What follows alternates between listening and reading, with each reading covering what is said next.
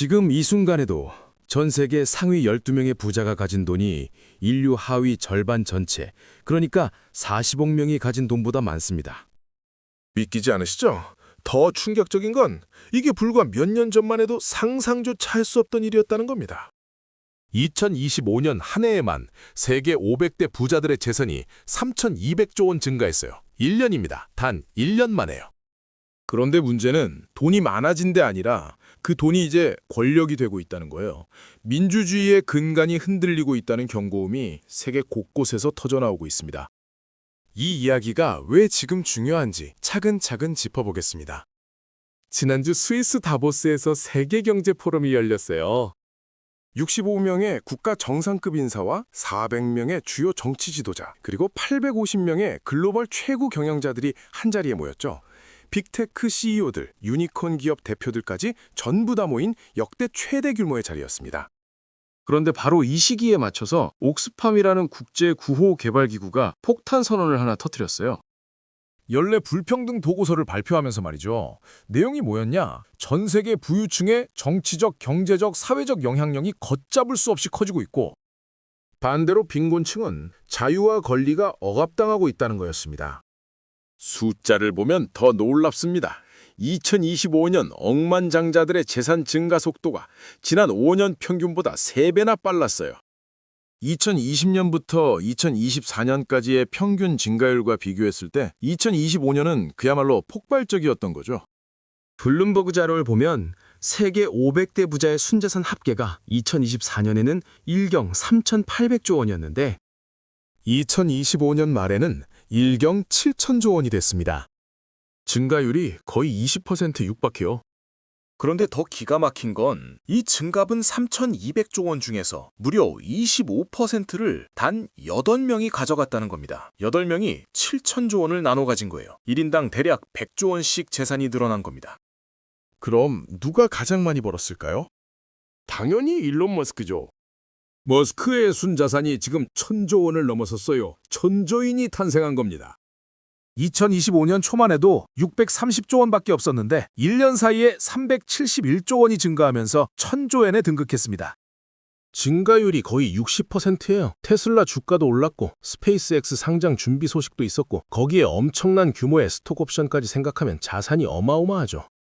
2위는 구글 창업자 레리 페이지인데 이 사람도 1년 만에 258조 원에서 400조 원으로 152조 원이 늘었습니다. 역시 증가율 60%를 찍었어요. 세르게이 브린도 비슷하고요.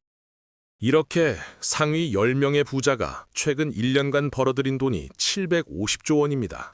전체 500대 부자 증갑은 3,200조 원에 거의 25%를 상위 10명이, 그중에서도 특히 상위 3명이 4분의 1을 다 가져간 거예요. 초부자들 안에서도 부익부 빈익빈이 벌어진 겁니다. 500비권 안에 들어도 재산이 20조 원밖에 안 되는 사람은 거의 못 벌었고 100조 원에서 200조 원 있는 사람들은 훨씬 더 많이 벌었던 거죠. 그래서 지금 가장 부유한 12명의 자산이 인류 하위 절반 전체의 자산보다 많아졌습니다. 40억 명을 다 합쳐도 12명한테 안 되는 세상이 된 거예요. 이건 예전에 없던 모습이에요. 물론 빌 게이츠가 100조 원을 돌파해서 세계 최대 부자가 됐던 게 한 10년 전쯤이었죠. 현대자본주의 최초로 자산 100조 원을 넘긴 사람이었는데 지금은 100조 원으로는 명함도 못 내밀어요. 그때는 그래도 이 정도까지는 아니었는데 이제는 완전히 다른 차원이 된 겁니다. 전 세계 억만장자 숫자도 블룸버그가 조사한 이후 최초로 3,000명을 돌파했고요. 왜 이렇게 부자들의 재산이 폭발적으로 늘어난 걸까요? 이유는 크게 두 가지예요. 첫째는 모든 자산 시장이 랠리를 했다는 겁니다. 주식, 암호화폐, 귀금속, 금, 은 할 것 없이 전부 다 올랐어요. 작년에 우리가 많이 들었던 말이 에브리싱 랠리 아닙니까? 모든 게 오른 시장이었던 거죠. 특히 빅테크, AI 주식들이 엄청나게 치솟으면서 이 회사들의 대주주인 슈퍼리치들이 어마어마하게 부자가 됐습니다. 나스닥만 해도 최근 1년간 17% 상승했고 미국, 유럽, 아시아 모두 랠리를 했거든요. 당연히 자산을 많이 갖고 있던 부자들이 가장 큰 혜택을 받죠. 두 번째 이유는 트럼프 행정부의 대규모 감세입니다.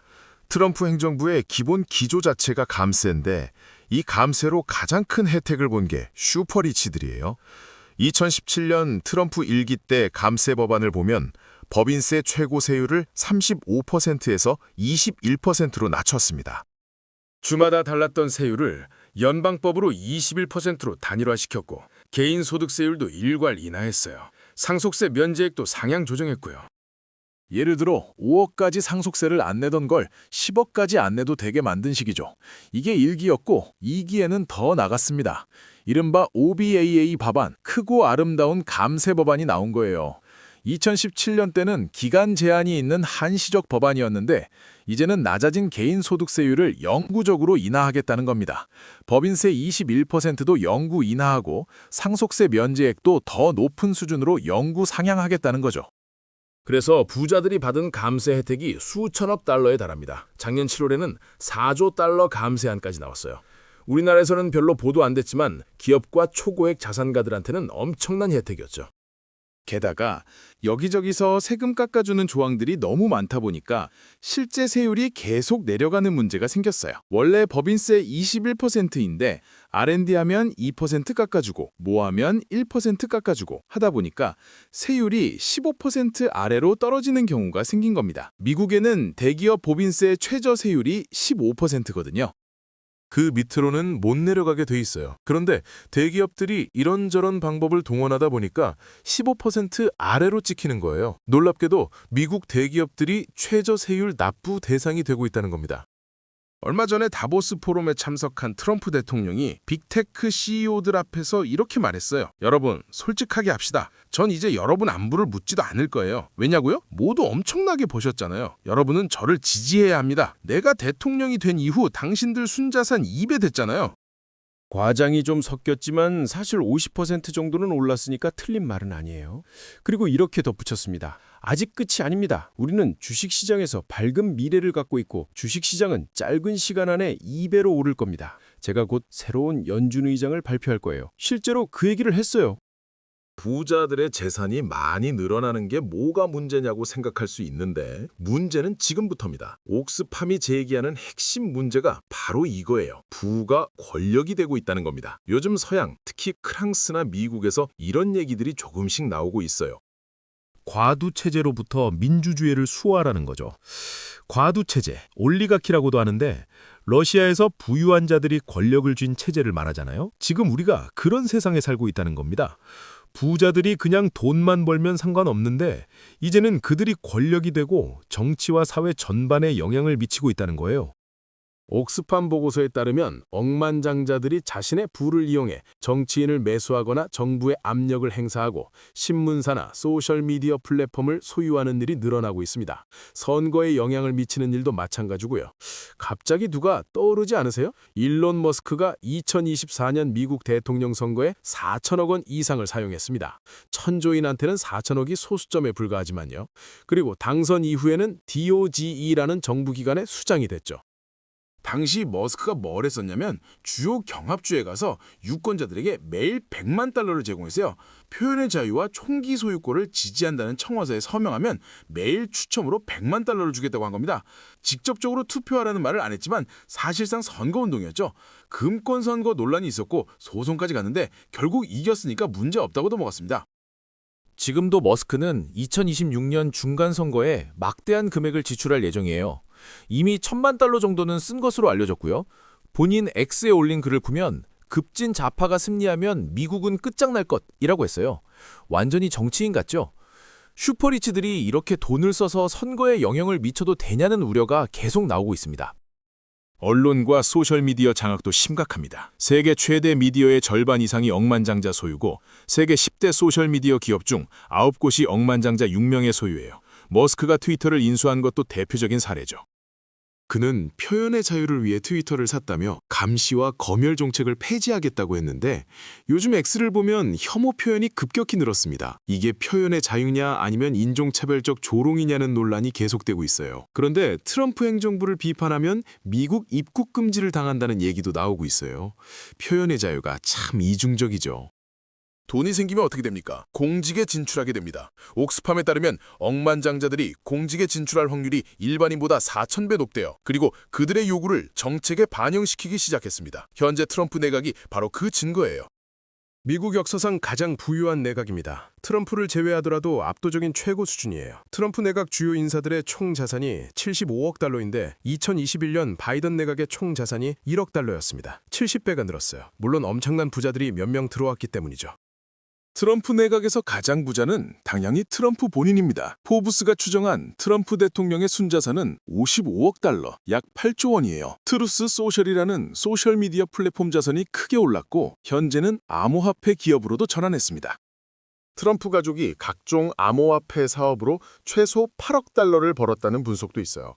블룸버그 최신 기사로는 68억 달러, 10조 원까지 추정했습니다. 최근 15개월 동안 트럼프 가문의 재산이 약 70% 증가했다는 거예요.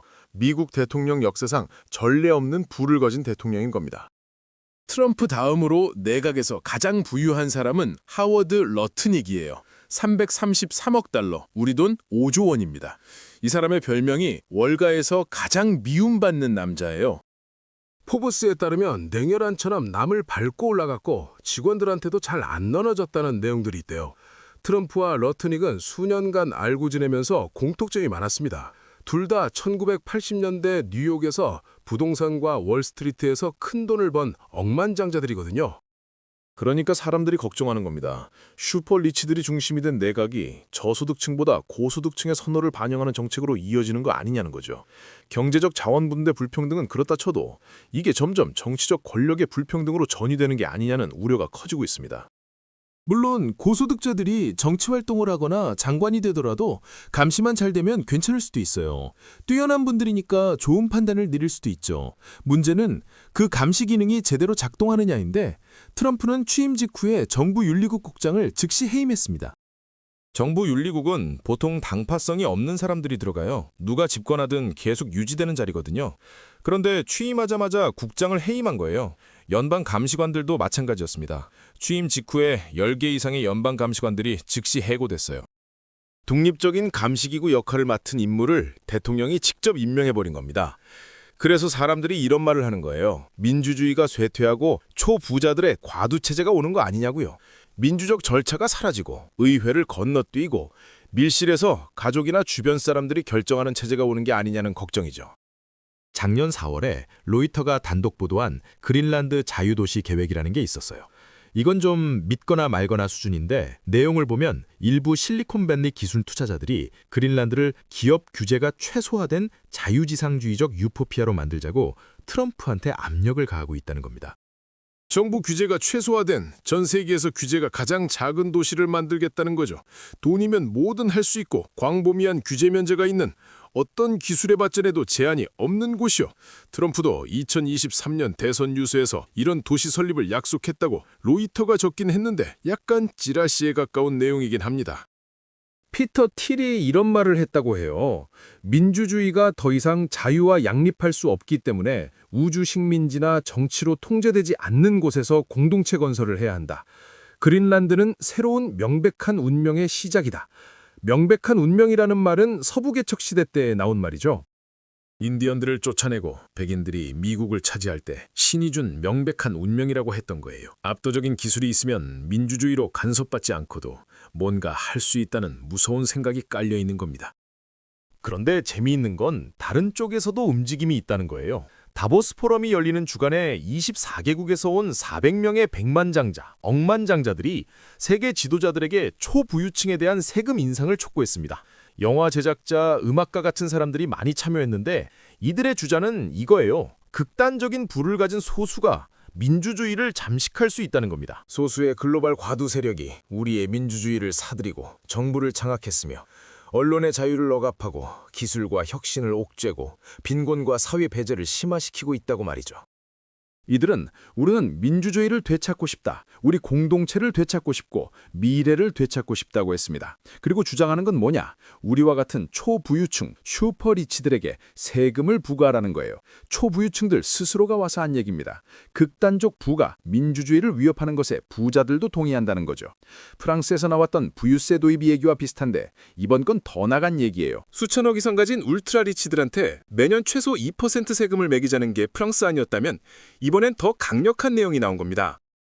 심지어 옥스팜은 부의 상한선을 두자는 얘기까지 했어요. 이건 진짜 센 얘기입니다. 재산이 너무 적은 경우에 사회가 최소한의 빈곤선을 정해주고 최저임금 같은 걸 주잖아요. 재산이 너무 많은 경우에도 극단적 부의 상한선을 정해야 한다는 겁니다. 극단적 부유층들이 정치적 권력층이 되어 정치, 경제, 사회에 영향을 미치고 있기 때문에 부의 상한선을 두라는 건데 이건 정말 파격적인 제안이에요. 아마 최근에 슈퍼리치들의 부가 너무 급격히 올라가고 그들이 미국 행정부에서 차지하는 비중이 너무 크고 그들의 목소리가 굉장히 많이 반영되다 보니까 반발작용으로 이런 내용이 나온 게 아닌가 싶습니다.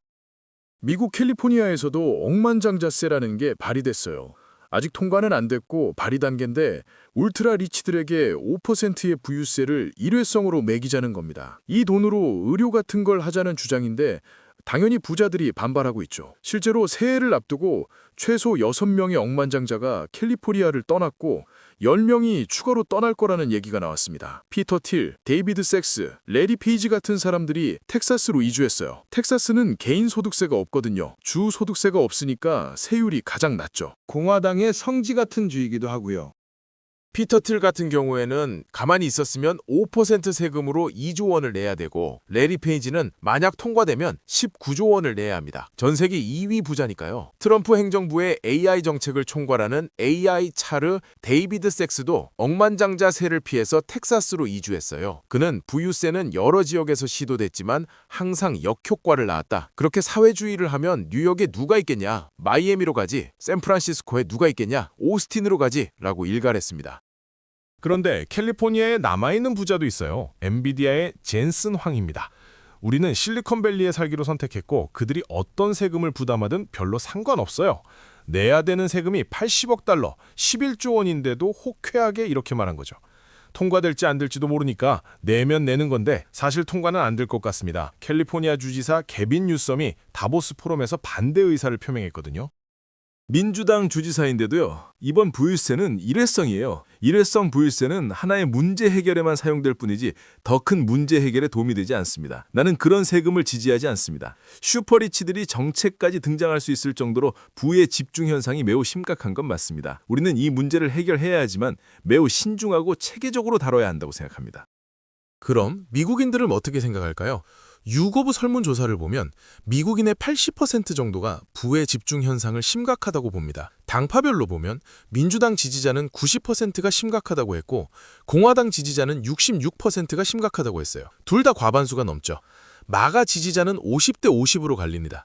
부유층들이 미국에서 지나치게 많은 정치적 영향을 행사하는 게 심각하냐는 질문에는 민주당 80%, 공화당 67%가 심각하다고 답했습니다. 개인적으로는 이런 상황이 나올 정도로 우리가 정말 역사적으로 유례없는 시기를 살고 있다고 생각해요. 몇 년 전만 해도 상상할 수 없었던 변곡점이죠. AI도 있고 정치도 있고 경제도 있고 모든 면에서 그런 시기를 눈으로 보고 있는 게 아닌가 싶습니다. 어떤 결말이 날지는 아무도 모르지만 분명한 건 지금 민주주의의 근간이 흔들리고 있다는 겁니다.